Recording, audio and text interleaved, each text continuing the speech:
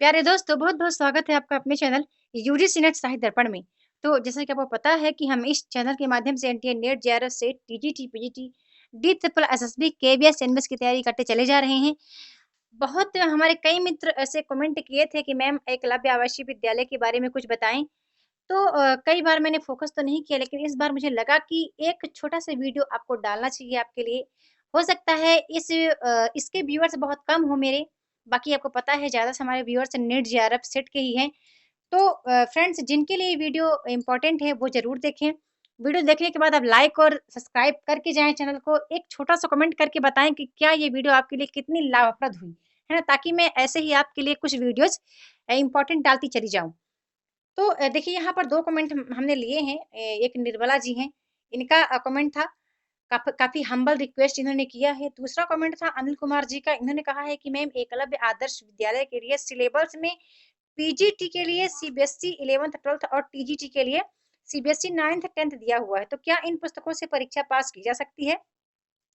इनका कमेंट था मुझे बड़ा ही मतलब ये लगा कि मैं बता दूँ आपको जो कि स्पष्ट बात कह दूँ फ्रेंड्स, ये देखो एकलव्य आवासीय विद्यालय कैसा एग्ज़ाम है, सर्विस एग्ज़ाम है ना? ये कोई एलिजिबिलिटी टेस्ट नहीं है, ना ही एलिजिबिलिटी का कोई क्राइटेरिया आप इसको पास करेंगे, फिर उसके बाद फिर कहीं एग्ज़ाम देने की आवश्यकता होगी, ऐसा नहीं है। ये सर्विस एग्ज़ाम है, केवल आपको इसको एग्ज़ाम देना है ना? इसका आपको पता है 160 नंबर का हमारा एग्ज़ाम देने का है। और यहीं पर इसमें 40 नंबर का आपको पता है इंटरव्यू है।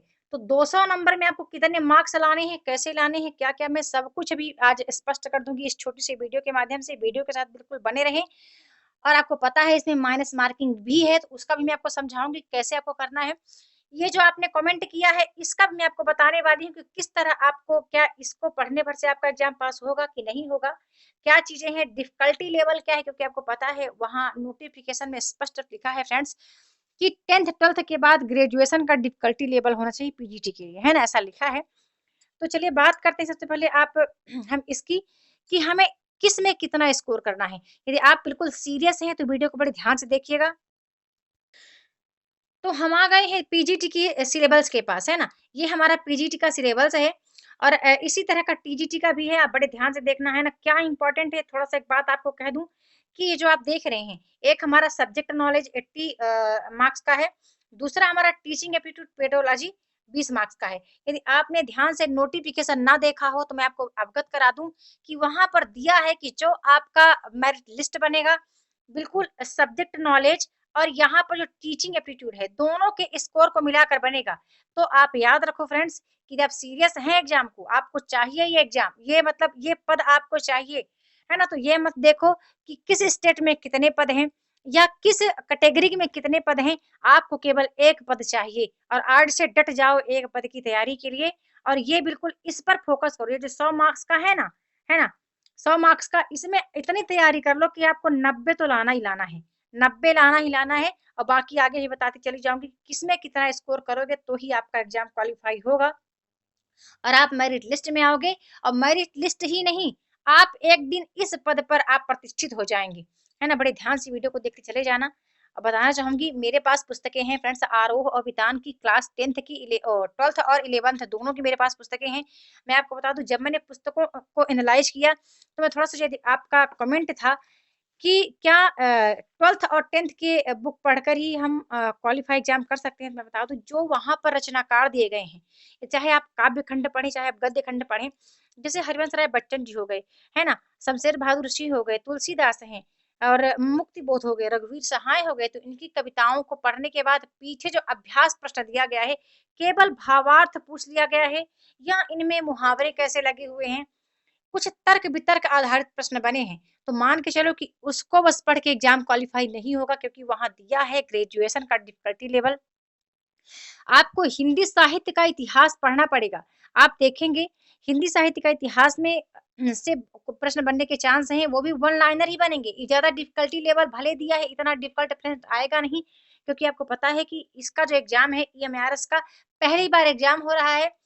बहुत मित्र हमारे कह रहे हैं, बहुत यूट्यूबर मित्र कह रहे हैं कि हम पीजीटी, केबीएस, एनबीएस के हिंदी का पीवाईक्यू देखिए उसको सॉल्व करें क्योंकि पैटर्न सेम है। ये भी बात सही है लेकिन कहीं न कहीं थोड़ा-सा आपको भी हड़बड़ी नहीं करना है। हड़बड़ी ना करने की बात मैं क्यों कह रही हूँ? उसको सॉल्व करने के बाद आपको केवल यहाँ देखना है, जहाँ स्पष्ट लिखा है यहाँ देखना है। यदि आपके पास नोटिफ़िकेशन नहीं है, तो मेरी टेलीग्राम पर पूरा फुल नोटिफ़िकेशन रखा हुआ है। साथ ही ग्रेजुएशन का डिफ़िकल्टी लेवल का मेरे पास पीडीएफ रखा हुआ है। आप यदि टेलीग्राम ग्रुप को जॉइन नहीं किए हैं, तो आज ही टेलीग्राम ग्रुप को जॉइन करिए। मैं अपना ग्रुप का लिंक दे दूँगी डिस्क्रिप्शन बॉक्स में। वहाँ से जाके जॉइन हो जाना, आप उसको डाउनलोड कर लो और बिल्कुल अध्ययन करते चले जाओ।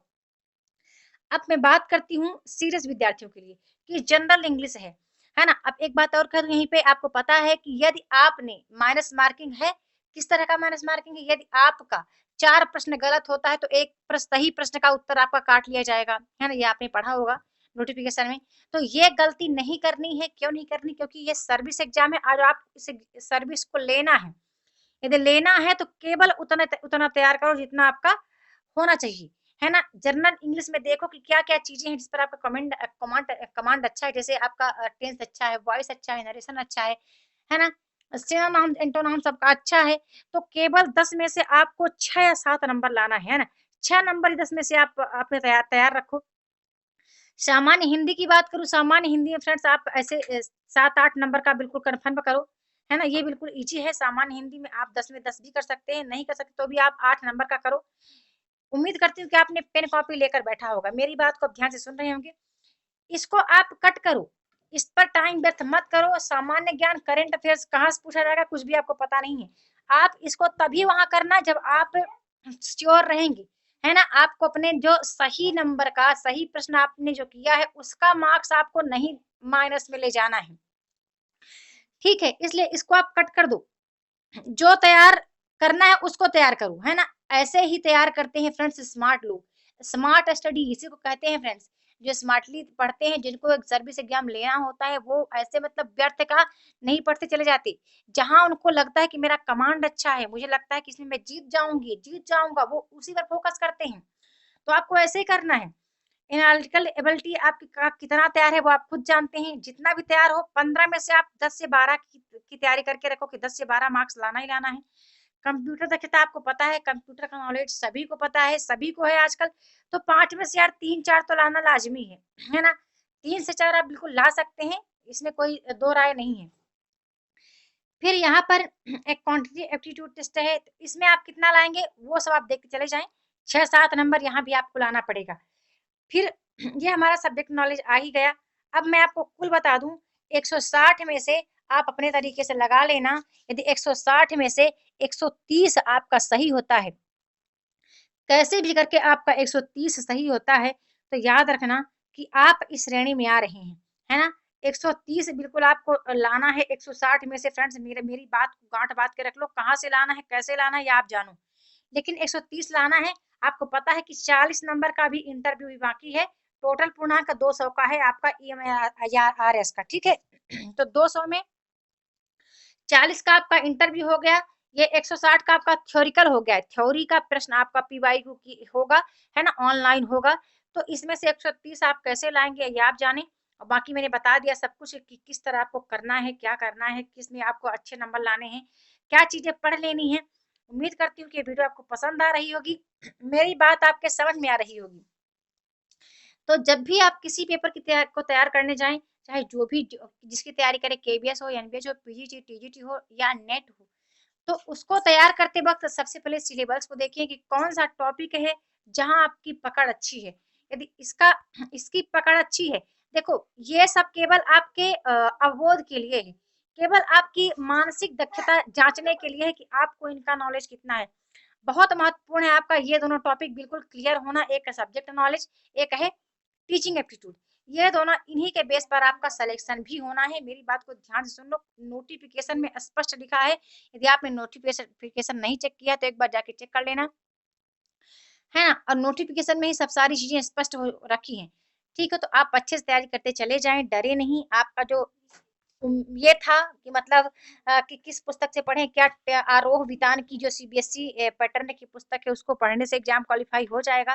तो फ्रेंड्स उसको बस पढ़ने से नहीं होगा, उसका थ्योरी पढ़ कर के आप टाइम इतना बर्बाद ना करें। आप पीवाईक्यू कर सकते हैं। मेरी बताई हुई कुछ मेरे ऐप हैं, जैसे आप नोटबुक करके एक ऐप है, डाउनलोड कीजिए। वहाँ पर एकलव्य आवासीय विद्यालय का मॉक टेस्ट चल रहा है, तो आप लाइव कर लें, फ्री मॉक टेस्ट है। एक मॉक टेस्ट आप एक ऐप और डाउनलोड कर लें, गूगल प्ले स्टोर पर जा करके, एनबीएस पीजीटी हिंदी, है ना? इसको आप डाउनलोड करके वहाँ भी फ्री मॉक टेस्ट चल रहे हैं, वो भी आप कर सकते हैं। तो उम्मीद करती हूँ वीडियो आपको पसंद आई होगी, मेरी बात आपके समझ में आ गई होगी। तो बस आज की वीडियो में इतना ही। यदि आपको लगता है कि कुछ आवासीय विद्यालय के लिए कुछ मैं अपनी तरफ से कोई वीडियोस डालूं कि किस तरह आपको पढ़ना है, कैसे प्रश्न आपको पढ़ने हैं, तो आप कमेंट करके अवश्य बताना। जल्द मिलती हूँ अपने अगले वीडियो में, तब तक के लिए बहुत बहुत धन्यवाद।